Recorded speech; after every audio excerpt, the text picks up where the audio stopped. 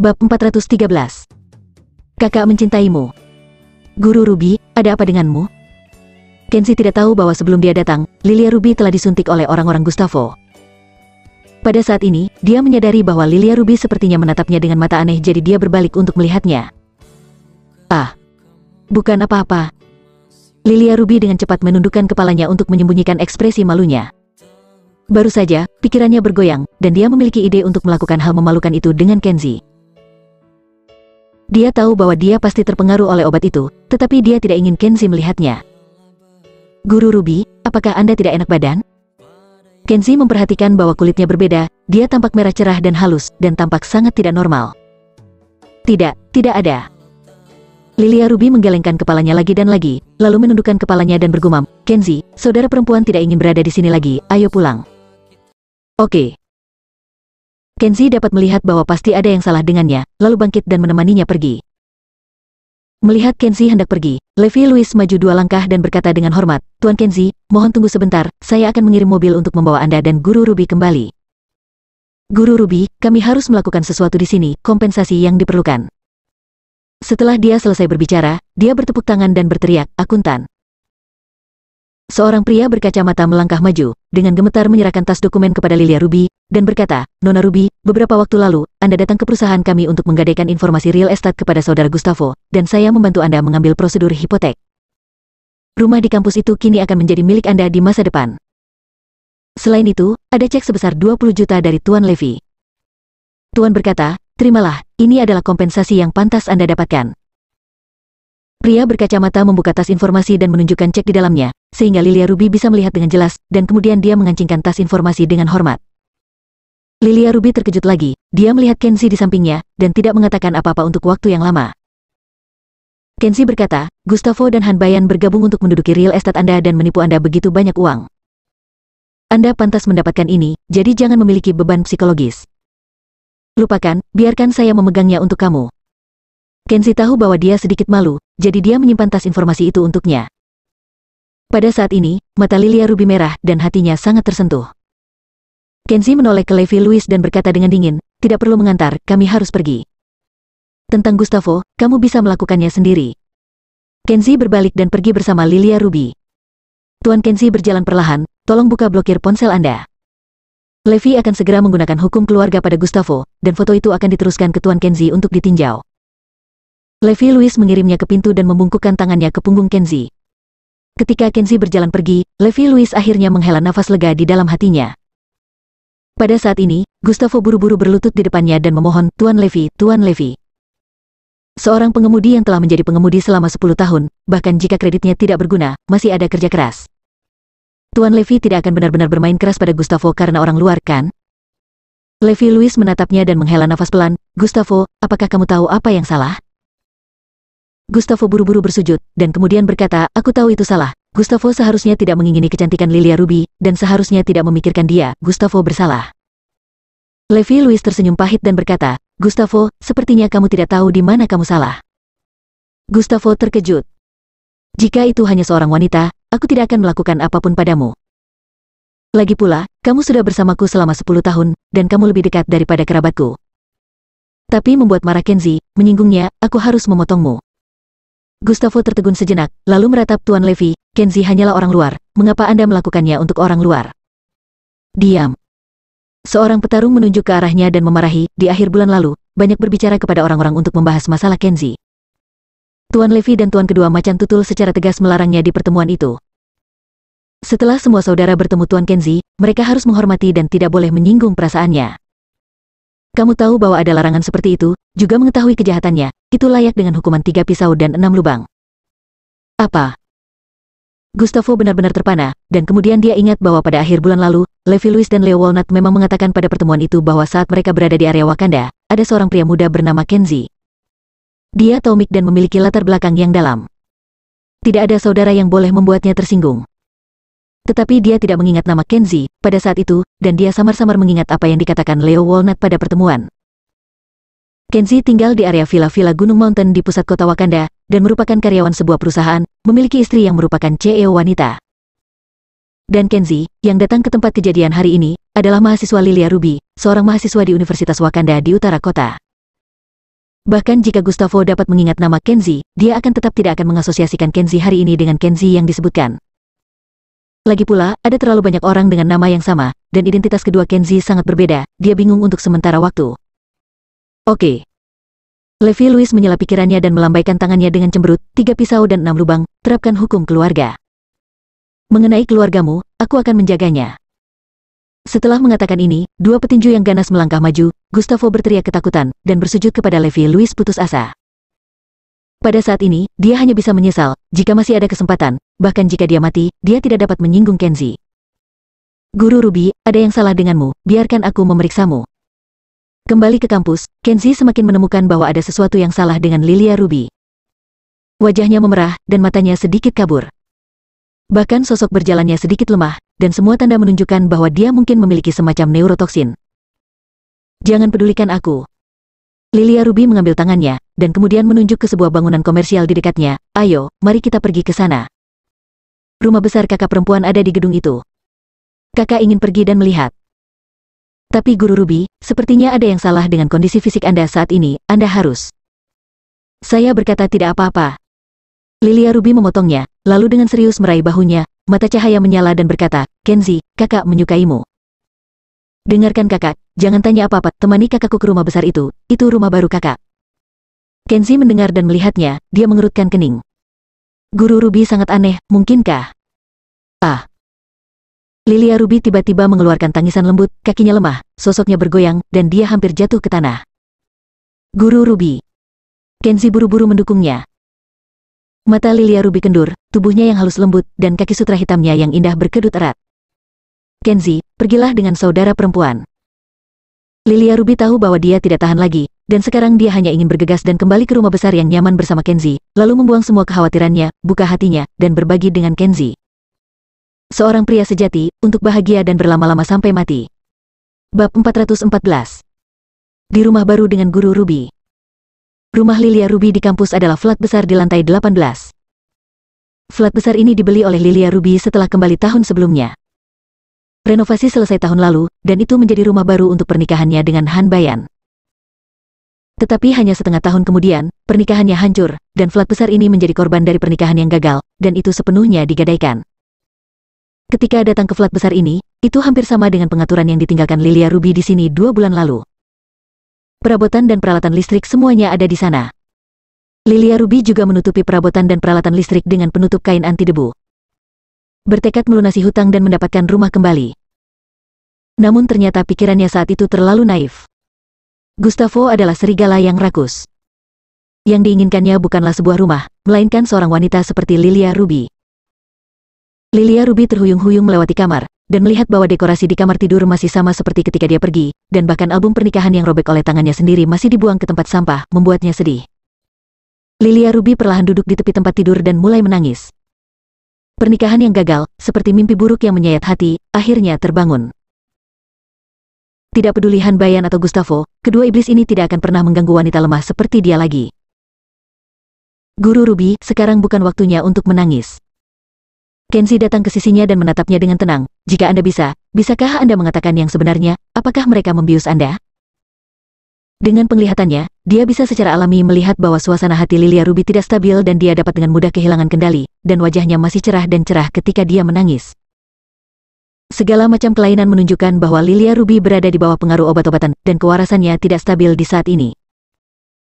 Setelah mendengar ini, Lilia Ruby menyeka air matanya dan berkata dengan jujur, sebelum Anda pergi ke ruang biliar untuk menyelamatkan saya, mereka memberi saya suntikan. Saya tidak tahu suntikan apa itu, tetapi mereka mengatakan pada saat itu. Itu obat impor yang sangat bagus, selain obatnya lebih lambat, tidak akan membahayakan tubuh saya. Dia memaksakan senyum, menggelengkan kepalanya dan berkata, itu tidak masalah. Faktanya, kakak perempuan sudah mengambil keputusan. Selama pria yang bersamaku adalah kamu, kakak perempuan tidak peduli jenis apa obat itu, dan tidak ingin pergi ke rumah sakit untuk perawatan. Apa yang akan terjadi selanjutnya aku akan sangat senang. Kata-kata ini keluar dari mulutnya, yang sudah merupakan semacam eufemisme. Artinya, guru perempuan siap mendedikasikan tubuhnya tanpa syarat kepada laki-laki di hadapannya. Namun, Kenzi sedikit mengernyit, tidak tahu harus berpikir apa di sana. Pada saat ini, Lilia Ruby berdiri dengan anggun, wajahnya yang cantik memerah, matanya lembut dan cerah, dia dengan lembut mengambil tangan Kenzi dan meletakkannya di pinggangnya. Ayo, peluk kakak, kakak menyukaimu. Itu tidak baik. Kenzi menarik tangannya dan berkata, saya pikir harus ada jarak yang tepat di antara kita. Bukankah kakak perempuan cantik? Bukankah kakak perempuan tipe wanita yang pria semua inginkan? Sejujurnya, Lilia Ruby memang tipe wanita yang sangat menawan dengan sosok yang bangga. Seperti air yang terbuat dari air, dia adalah tipe wanita-wanita yang sangat menarik bagi pria manapun. Tentu saja, Kenzi juga tergoda, tetapi dia menolaknya dengan sekuat tenaga, karena Lilia Ruby adalah guru perempuannya dan mantan kakak perempuan Aurora Bliss di perguruan tinggi. Dia tidak menjawab pertanyaan Lilia Ruby secara langsung, tetapi berkata, jika Anda percaya saya dapat membantu Anda meringankan efek obat, karena saya tahu obat dan saya seorang dokter yang sangat baik. Kata Kenzi sambil memeluknya dengan satu tangan. Dengan hanya pergelangan tangan yang baik, dia ingin merasakan denyut nadi dan mengetahui khasiat obatnya. Pada saat ini, Lilia Ruby tiba-tiba melompat ke pelukannya, memeluknya erat-erat dan berkata, tidak, saya tidak apa-apa. Pikiranku sangat jernih sekarang, aku tahu apa yang aku lakukan sekarang, aku hanya membutuhkan seorang pria sepertimu. Kata Lilia Ruby dan menyatukan bibir merahnya dengan antusias, ingin mencium Kenzi. Mengetahui bahwa kekuatan obatnya semakin kuat, Kenzi kejam, mengacungkan jempol, dan menusuk titik akupuntur di pinggangnya dengan keras. Lilia Ruby mengerang pelan dan jatuh ke pelukannya. Kenzi menghela nafas diam-diam, merasakan tekanan yang jauh lebih sedikit, mengetahui bahwa tubuh berapi-api Lilia Ruby baru saja dilemparkan ke dalam pelukannya. Dia benar-benar khawatir jika konsentrasinya tidak stabil, dia akan terpesona oleh temperamen Lilia Ruby. Setelah membuat Lilia Ruby pusing, hal selanjutnya jauh lebih mudah. Kenzi mengangkatnya, membaringkannya di tempat tidur, dan kemudian dengan hati-hati memeriksa denyut nadi untuk mengetahui khasiat obat di tubuhnya. Kemudian dia melepas kemeja Lilia Ruby, menekan telapak tangannya di perut mulusnya, dan mendesak kekuatan spiritual di tubuhnya untuk memaksanya ke dalam pusat energi Lilia Ruby, mengeluarkan obat di tubuhnya. Setengah jam kemudian, Lilia Ruby bangun dan berbalik, wajahnya jauh lebih normal, tidak lagi memerah seperti sebelumnya. Dia dengan tergesa-gesa duduk, melihat sekeliling, dan menemukan bahwa Kenzi telah pergi. Dia buru-buru turun dari tempat tidur dan menggeledah rumah. Dia adalah satu-satunya di suite besar, yang kosong dan tampak sepi. Lilia Ruby tidak tahu bagaimana dia melakukannya dengan benar, atau mengapa Kenzi tidak ingin melakukan hal semacam itu dengannya, tetapi pada saat ini, hatinya kosong, dan dia sepertinya merasa bahwa dia telah kehilangan banyak kesempatan berharga. Seorang pria seperti Kenzi adalah pria terbaik yang pernah dia temui dalam hidupnya. Dia tidak hanya membantunya dan melindunginya, tetapi juga mengakhiri mimpi buruknya dan membiarkannya hidup di bawah matahari lagi, yang sangat menyentuh hatinya. Duduk di sofa, dia menatap kosong pada puntung rokok yang tertinggal di asbak di atas meja kopi, dan mulai berpikir dalam hatinya, apakah dia tidak suka atau tidak menyukai dirinya sendiri? Jawabannya jelas tidak. Dari masa kanak-kanak hingga dewasa, yang paling tidak dimiliki Lilia Ruby adalah semua jenis pelamar, tidak hanya pria, tetapi bahkan wanita. Dia tahu bahwa dia sangat menarik. Itu pasti karena Aurora Bliss. Aurora Bliss adalah istrinya, dan aku adalah sahabat dan kakak perempuan Aurora Bliss. Dia mungkin tidak ingin aku ada, dan itu akan mempengaruhi hubungan mereka berdua. Memikirkan bagian ini, Lilia Ruby tidak lagi kecewa, dan bergumam pada dirinya sendiri. Kenzi, kamu terlalu banyak berpikir. Kakak tidak akan menghancurkan hubunganmu dengan Rora, dia hanya menyukaimu dan ingin bersamamu seumur hidup. Secara impulsif, dia tiba-tiba bangkit dari sofa, keluar dengan tergesa-gesa, dan pergi ke asrama tunggal untuk menemukan Kenzi. Bab 415. Pramugari mengalami pelecehan seksual.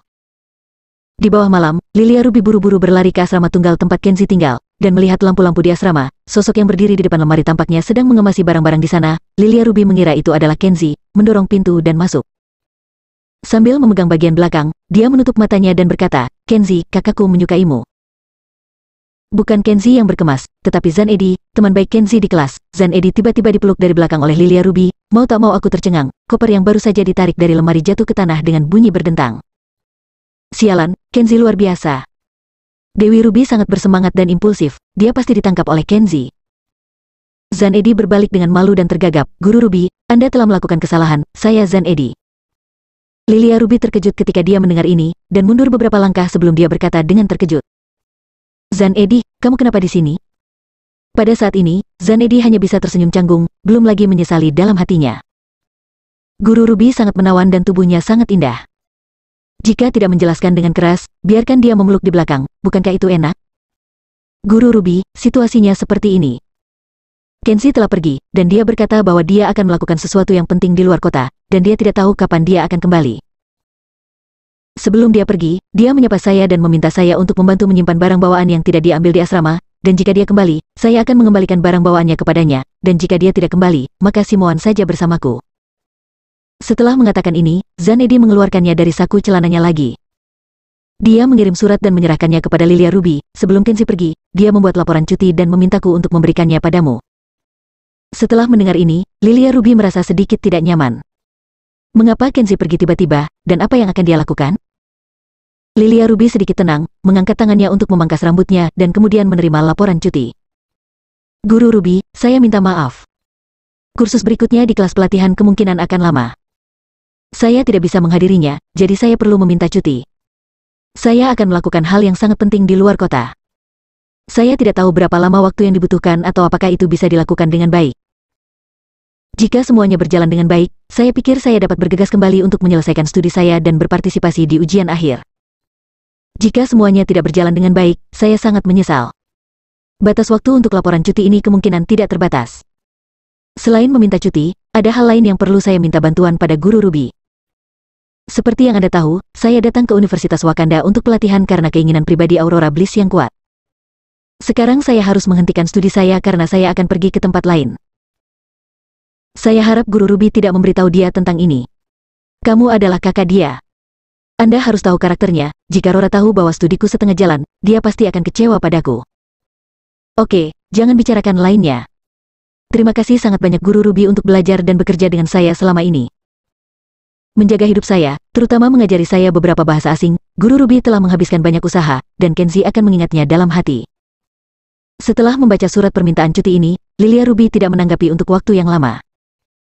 Dari kata-kata dalam laporan cuti ini, dia samar-samar merasakan makna yang tidak menyenangkan. Mungkin Kenzie pergi dengan tergesa-gesa karena dia pergi ke suatu tempat untuk melakukan hal yang sangat berbahaya. Mungkin setelah Kenzie pergi malam ini, dia berpikir dalam hati. Untuk menemuinya sekali lagi, kemungkinan akan menjadi masa depan yang jauh. Lilia Ruby dengan paksa menekan kegelisahan di hatinya, melihat keluar jendela dengan mata kabur, dan bergumam. Kenzie, saya harap Anda baik-baik saja, saudara perempuan ingin Anda segera kembali. Bandara Wakanda, Kenzie ditemani oleh Jaden Blue dan yang lainnya melanjutkan ke boarding pass. Ketika tiba waktunya untuk berpisah, Jaden Blue menyerahkan sebuah dokumen dan berkata, Tuan Muda, ini foto dan alamat spesifiknya. Setelah Anda tiba di Kyoto, Anda harus menemukannya sesegera mungkin. Dia akan mengatur semua urusan Anda dan merahasiakannya dan tidak akan mengungkapkan informasi pribadi Anda. Kenzie mengangguk, berkata oke, mengambil informasi dan berbalik. Tuan Muda. Jaden Blue menghentikannya lagi, dan berkata dengan penuh semangat, ketika Anda tiba di Kyoto, harap berhati-hati, dan pastikan untuk berjaga-jaga terhadap Yumiko Kagawa. Kekuatan kerajaan yang dia wakili tidak boleh diremehkan. Anda harus segera menghentikan aksinya dan mencari cara untuk pulang. Kenzie menepuk pundaknya tanpa berkata apa-apa, hati-hati. Kemudian dia berbalik dan naik ke pesawat. Pada penerbangan malam, sebagian besar penumpang menutup mata mereka dengan penutup mata dan tidur dengan kepala dimiringkan begitu mereka duduk. Setelah Kenzie duduk, dia mengeluarkan informasi karakter yang diberikan Jaden Blue kepadanya, dan melihatnya dengan tergesa-gesa. Dalam foto adalah seorang pria berusia 40-an atau 50-an, bernama Rio Sly, seorang petinju lokal yang tinggal di timur. Pada tahun-tahun awalnya, dengan dukungan Jaden Blue, ia memulai dengan membuka aula seni bela diri dan kemudian terlibat di berbagai industri. Sekarang di daerah Sa City. Ada pemimpin bisnis lokal terkenal, seniman bela diri terkenal, dan pembicara geng di daerah tersebut. Karena Kenzie berisiko besar pergi ke Jepang untuk melakukan bisnis kali ini, karena kerahasiaan yang ketat, Jaden Blue tidak menggunakan kekuatan resmi Alpha Squad untuk membantu Kenzie dalam pekerjaannya, tetapi menghubungi informannya sendiri, Rio Sly. Untuk membantu Kenzie sebanyak mungkin melalui saluran gengnya. Kenzie merasa bahwa pengaturan seperti Jaden Blue cukup tepat. Geng-geng bawah tanah itu kuat, dan mereka bertindak dengan cara yang rendah dan misterius. Dengan bantuan Rio Sly, tentu saja itu akan menyelamatkan banyak masalah. Pada saat ini, lebih dari setengah jam setelah pesawat lepas landas, seorang pramugari yang cantik dan tinggi lewat. Melihat Kenzie tidak tidur, dia tersenyum dan membungkuk kepadanya, "Selamat malam, Tuan. Apa Anda butuh sesuatu?" Kenzie menoleh untuk melihat, pertama kali melihat lencananya, seorang pramugari bernama Dian Utami, dan berkata dengan ramah, "Tidak perlu, Nona Dian." Pramugari itu menanggapi dengan senyum dan membungkuk dengan lembut lagi, tetapi pada saat ini, di kursi di belakangnya, seorang pria gemuk setengah baya dalam setelan jas menatap dengan rakus pada lekukan ketat bokong indah yang dibungkukkan oleh pramugari, dan membanting tangan menamparnya. "Ah!" Pramugari itu berteriak dan hampir melompat. "Tuan Juan, tolong hormati dirimu sendiri. Jika Anda melecehkan saya lagi, saya akan memanggil polisi. Pramugari itu tersipu, dan dadanya yang membuncit naik dan turun sedikit karena kemarahan, yang menarik ada mata penasaran di sekitarnya. Pelecehan seksual semacam ini adalah yang ketiga kalinya. Dian Utami adalah pramugari trainee di rute ini. Mungkin karena dia sangat cantik. Di antara penumpang pria yang sering menerbangi rute ini, banyak yang menyukainya, ada yang ingin mengejarnya, dan ada yang ingin mendukungnya. Juan Hardy yang gemuk celaka baru saja mengungkapkan keinginannya untuk merawat Dian Utami. Setelah ditolak beberapa kali, Juan Hardy menunjukkan wajah bajingan. Begitu dia menemukan kesempatan, dia akan menyentuh tubuh Dian Utami. Pada saat ini, polisi penerbangan dan pramugari lainnya sudah mendengar berita itu. Pria gemuk Juan Hardy melirik beberapa orang dengan arogan dan menunjuk Dian Utami dengan jarinya, saya ingin mengeluh tentang dia. Ketika saya tenang, dia menabrak pantatnya ke saya, dan kemudian dia menggugat jahat terlebih dahulu, mengatakan bahwa saya melakukan pelecehan seksual. Saya, Juan, telah berurusan dengan selebriti dari semua lapisan masyarakat di Asia dan Jepang sepanjang tahun, dan saya juga seorang elit dengan status. Saya telah dipermalukan dengan kejam oleh pramugari baru Anda harus menanganinya dengan serius, Anda harus memecatnya.